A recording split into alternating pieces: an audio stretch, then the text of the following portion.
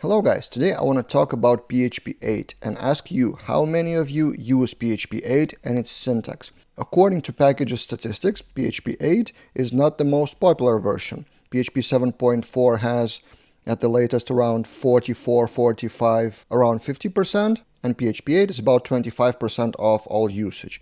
Although, according to the official PHP supported versions, PHP 7.4 will be out of active support quite soon. PHP 8 is growing slowly, and in this video I want to show you a few reasons, a few syntax cool things that would maybe convince some of you to adopt PHP 8, or if you are already using PHP 8, use more of its syntax. The first thing I wanted to show you is match operator, and it's based on Frank van der Herten tweet. An example is this.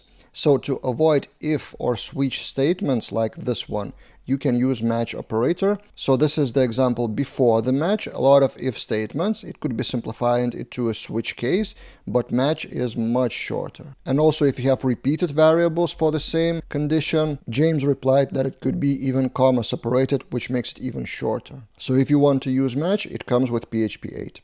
Number 2 on my list of PHP 8 features is null save operator.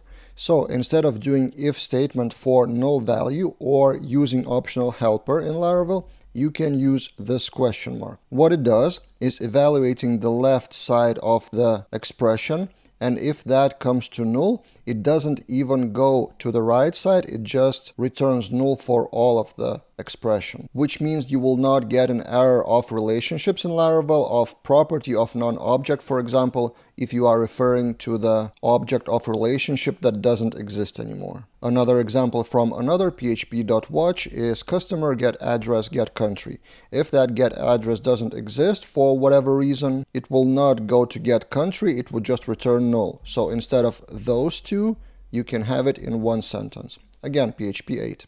Number 3 out of the things I wanted to show you, and we're not running away anyway from Frank van der Herten, because he shows wonderful examples, and I do like the practical examples, not just like the feature and the syntax, but the actual real-life examples. And this one is about named arguments or named parameters for the functions. So imagine some kind of function, some kind of method accepts 7 arguments, 7 parameters, and some of them are optional in the middle. But then you are forced to still pass something, the default values, empty arrays, nulls, or whatever, to be able to pass the 7th, the parameter that actually has value.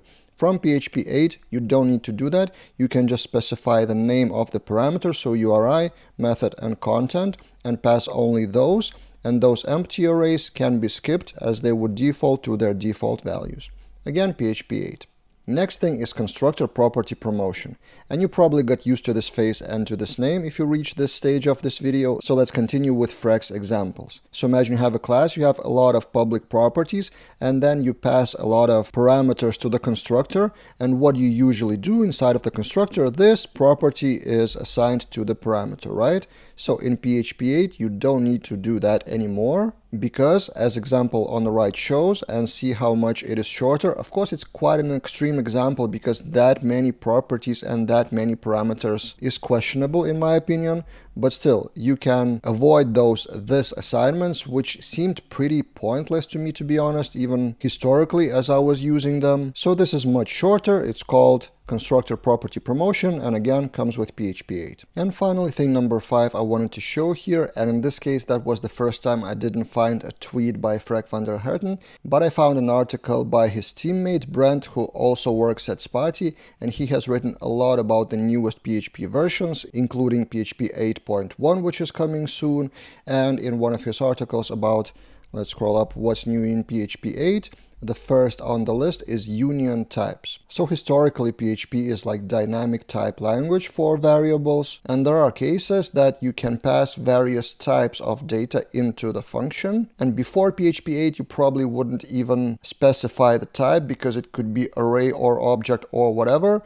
It may be considered a bad practice, but there are quite a lot of examples even in Laravel. So for example, model find, you can pass ID, so integer or array of IDs.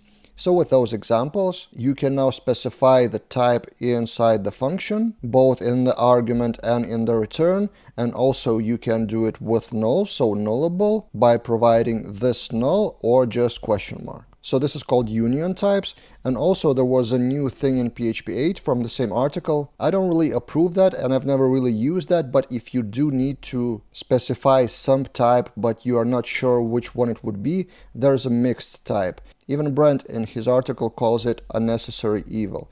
So if you are expecting one of those types, you can just specify mixed.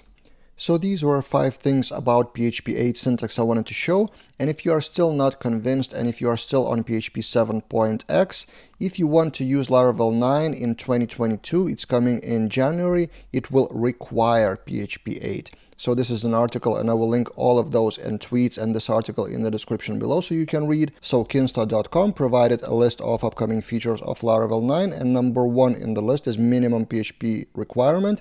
And that's because Symfony, the newer version of Symfony, will require PHP 8, so Laravel will be kind of forced to do the same. But also don't remember PHP 7.4 by that point will be out of active support. So we will have PHP 8.0 as an official version and then PHP 8.1, which is coming at the same period at the end of November. So we will have PHP 8.0 and 8.1. So I advise you to adopt them earlier if you can and use the wonderful syntax of those versions.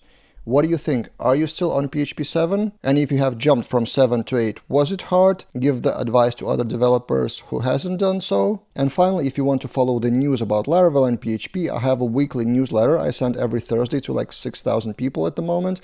If you go to laraveldaily.com, there's a weekly Laravel newsletter. With that, you get some discounts as well for the subscribers. So you put an email address and you are in for a Thursday treat of a lot of articles and news. Here's a sample issue from both my own articles and videos and everything that community covers that I find over the week. So subscribe to that newsletter. The link will be also in the description below, and see you guys in other videos.